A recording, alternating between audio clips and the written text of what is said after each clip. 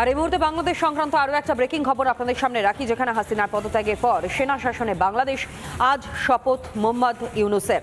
দেশে ফিরে অন্তর্বর্তী সরকারের প্রধান হিসেবে শপথ নেবেন নোবেল জয়ী মোহাম্মদ ইউনূস এবং অন্তর্বর্তীকালীন সরকারের সদস্য হচ্ছেন 15 জন।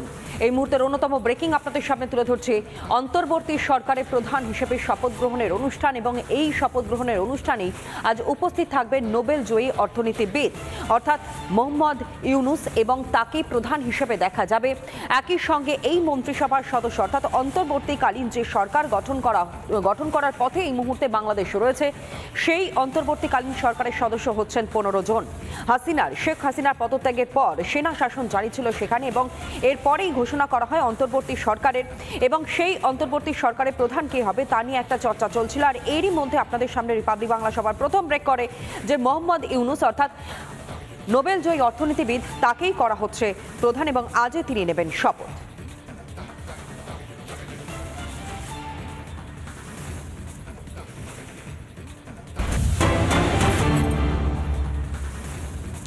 এরই পাশাপাশি আরও একটা ব্রেকিং আপনাদের সামনে রাখি। হাসিনার পদত্যাগের পর সেনা শাসনে বাংলাদেশ এবং আজই দেশে ফিরে অন্তর্বর্তী সরকারের প্রধান হিসেবে শপথ মোহাম্মদ ইউনূসের।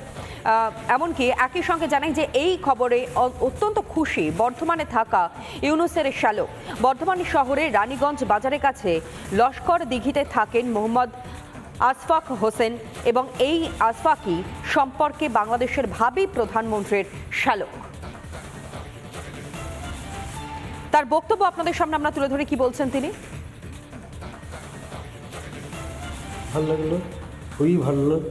এবং ওনাকে যে দায়িত্ব দেওয়া হচ্ছে, ভগবানের আশীর্বাদে যেন দায়িত্বটা ঠিকমতো পূরণ করেন, এবং উভয় দেশের মধ্যে সম্পর্ক, আমাদের ইন্ডিয়া এবং বাংলাদেশের সঙ্গে সম্পর্ক আরও মধুর থেকে মধুর হোক।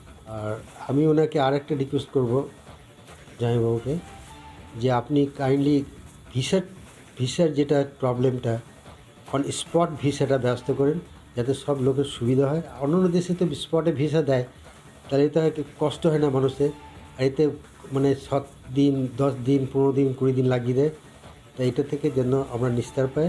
আর বিশেষ করে সিনিয়র সিটিজেনের জন্য একটু আরও লিবারেল হওয়া উচিত। আবার না গেলেও দিদিফে বলে, আরে তুই এতদিন আসিস না কেন? আমি বললে বাবা আমি বলে ঘন ঘন চলে যাবো, না ঘন ঘন আসা যাবে না, ভিসা পাওয়া যায় না। আমারও তো মন কানে দিদিকে দেখার জন্য। শুরুতেই যে খবরের দিকে নজর রাখবো, শিল্পীদের উপরও যেন নজিরবিহীন অত্যাচার। এবার হামলা মূলত ফোক ব্যান্ড জলের গানের গায়ক রাহুল আনন্দের বাড়ি এবং স্টুডিওতে। ভেঙে একবারে গুঁড়িয়ে দেওয়া হলো সব বাদ্যযন্ত্র। এখন কেন চুপ বুদ্ধিজীবীরা? কেন কোনো রকমের কোনো মোমবাতি হাতে মিছিল হচ্ছে না, প্রতিবাদ হচ্ছে না? কেন একেবারে চুপ করে রয়েছেন বুদ্ধিজীবীরা? প্রশ্ন উঠছে তো।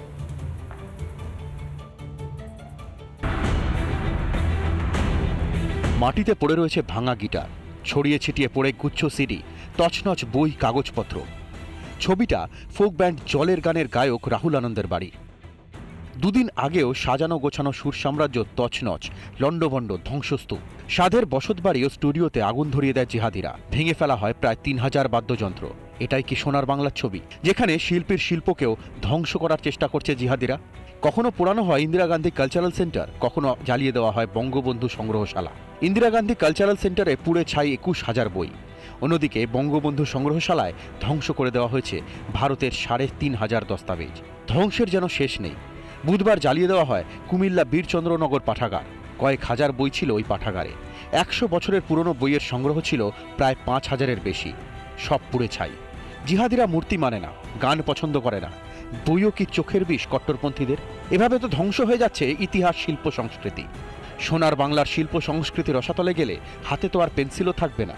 থাকবে কি শুধুই অস্ত্র আর হিংসা? রিপাবলিক বাংলা। উত্তপ্ত বাংলাদেশ, দিকে দিকে উত্তেজনা, হিংসার শিকার বহু মানুষ, প্রাণ যাচ্ছে। আর এই বুঝি বাড়িতে চড়াও হয় দুষ্কৃতীরা? সেই আতঙ্ক, সবসময় আতঙ্কের মধ্যে দিন কাটাতে হচ্ছে বাসিন্দাদের।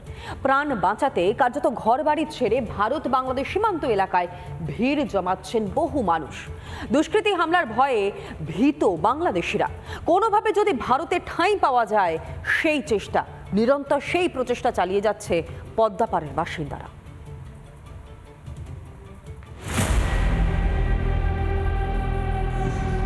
হিংসার আগুনে জ্বলছে বাংলাদেশ। ভাঙচুর, হানাহানি, লুটপাট এখনো থামছে না।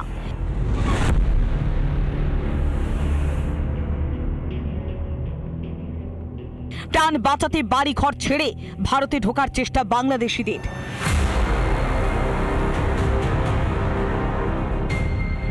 বাংলাদেশের পঞ্চগড় জেলার 5টি গ্রামের বাসিন্দারা জলপাইগুড়ির দক্ষিণ বেরুবাড়ির ধরধরাপাড়া দিয়ে ভারতের নিরাপদ আশ্রয়ে আসার চেষ্টা করে।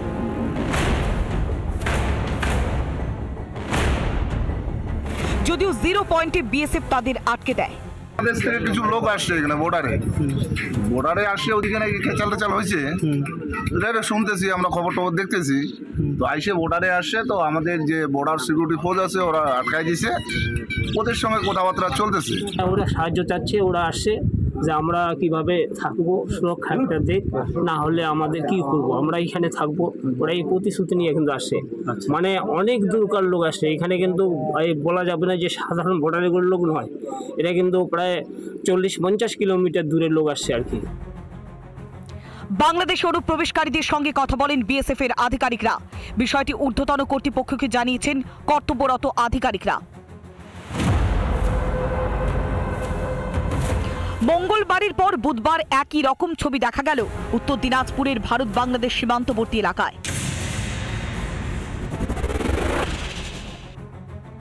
বাংলাদেশের ঠাকুরগাঁওয়ের বেশ কিছু বাসিন্দারা ভারতে ঢোকার চেষ্টা করছেন। এভাবেই বিস্তীর্ণ এলাকা হেঁটে তারপর সাঁতরে নদী পেরিয়ে ভারতে আসার চেষ্টা করছেন বাংলাদেশিরা। জলপাইগুড়ি থেকে সুবীরেশ, রিপাবলিক বাংলা। যে ছবি এই মুহূর্তে আপনাদের সামনে তুলে ধরছি, হাসিনা দেশে ছাড়তেই বাংলাদেশে জুড়ে অরাজকতার ছবি একবারে চোখে আঙুল দিয়ে দেখিয়ে দিয়েছে সেই ছবি। গোটা বিশ্বের মাঝে বাংলাদেশের যা পরিস্থিতি, সেই পরিস্থিতি লাগাতার দেখিয়েছে। এমনকি রাতে হামলার অভিযোগ জামাতদের বিরুদ্ধে রাতের অন্ধকারে হামলার অভিযোগের সামনে আসে। অত্যাচারে অতিষ্ঠ বহু আন্দোলনকারী। বাংলাদেশের বর্তমান পরিস্থিতি রিপাবলিক বাংলাকে জানিয়েছেন বাংলাদেশের এক আন্দোলনকারী। বর্তমান পরিস্থিতি নিয়ে রীতিমতন শঙ্কায় রয়েছেন তারা, রীতিমতন আতঙ্কে রয়েছেন। ঘুম ছুটে গিয়েছে রাতের অন্ধকারে যেভাবে হামলা চালানো হচ্ছে। জামাতদের বিরুদ্ধে হামলার অভিযোগ, অত্যাচারের অভিযোগ।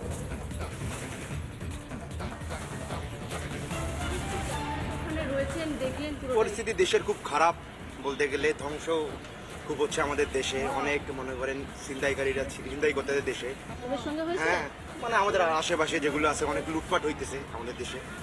অনেক মানে সমস্যার মধ্যে দিয়ে সবাই যাচ্ছে, মানে সাধারণ মানুষ ঘরে থাকতে পারছে না, মানে অনেক ভয় কাচ্ছে সবাই, আশঙ্কার মধ্যে পড়ে যাচ্ছে সবাই, মানে একটু ভয়ে ভয়ে সবাইকে থাকতে চায়। রাতের বেলা করে হামলা করতেছে দুষ্কৃতিঘাতীগুলো আমাদের বাসায়, আশপাশের বাসায় যারা নেতা কথা আছে এই বাসায় দুষ্কৃতিঘাতীগুলো হামলা করতেছে আপনার। এখন বিপক্ষ দলীয় আক্রোশ শুরু হয়ে গেছে আমাদের দেশে, যে বিএনপি জামাত আছে বিপক্ষ দলের আক্রোশ শুরু হয়ে গেছে আমাদের দেশে। এর এমন মানে খুবই খারাপ অবস্থা, মানে তারা ক্ষমতা আসার জন্য একদম উঠে পড়ে লেগে গেছে।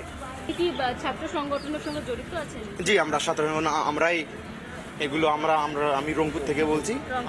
আচ্ছা, আপনারা তো আন্দোলন তার মানে একদম চোখের সামনে দেখেছেন? হ্যাঁ, একদম চোখের সামনে। যে এখানে ছাত্রদের পাশে এখানে অনেক সন্ত্রাসবাদীরাও ছিল, এখানে অনেকেই ছিল সন্ত্রাসবাদীরা।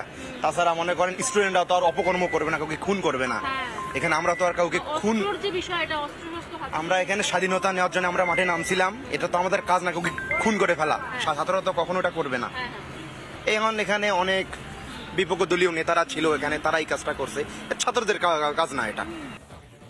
এই যে এইগুলো করতেছে যারা আমাদের যারা ওইখানের যারা আছে অপোজিশনের মধ্যে, তারা আর যাদের সঠিক কোনো ইতিহাস নাই, বাংলাদেশটা কিভাবে হলো কিভাবে আসছে এই সম্পর্কে যাদের সঠিক জ্ঞানটা নাই, তারা এই কাজগুলো করতেছে। তাও গোটা কয়েক, সবাই না। এটার জন্য ধিক্কার হচ্ছে আমাদের যারা স্টুডেন্ট আছে, যারা কোটার জন্য প্রকৃতপক্ষে আন্দোলন করেছে, তারা এর জন্য প্রোটেস্ট করতেছে। তারা এগুলো যেগুলো ভাঙচুর হয়েছে সেগুলো পরিষ্কার করে আবার ঠিক করার চেষ্টা করতেছে। ছাত্র আন্দোলন কখনোই আমাদের বিফল হয় নাই, তো এটাও বিফল হওয়ার ছিল না, এটাও মেনে নিয়েছিল। কিন্তু মানার পরে একটা যে সুযোগ তৈরি হয়েছে, সেই সুযোগটা নেওয়ার চেষ্টা করছে অপোজিশন এবং হচ্ছে গিয়ে জামায়াত আমাদের, আর কিছু আন্তর্জাতিকভাবে কিছু প্রেশার ছিল, সব কিছু মিলে একটা ঘটনা ঘটে গেল আর কি, যেটা আসলে আমাদের জন্য দুঃখজনক। যারা আমাদের দেশের কি গোটা কয়েকজন মানুষ এখন বলতেছে যে এটা স্বাধীনতা, আদতে এটা তো স্বাধীনতা না। আমাদের স্বাধীনতা একবারই আসছে, সেটা ৭১।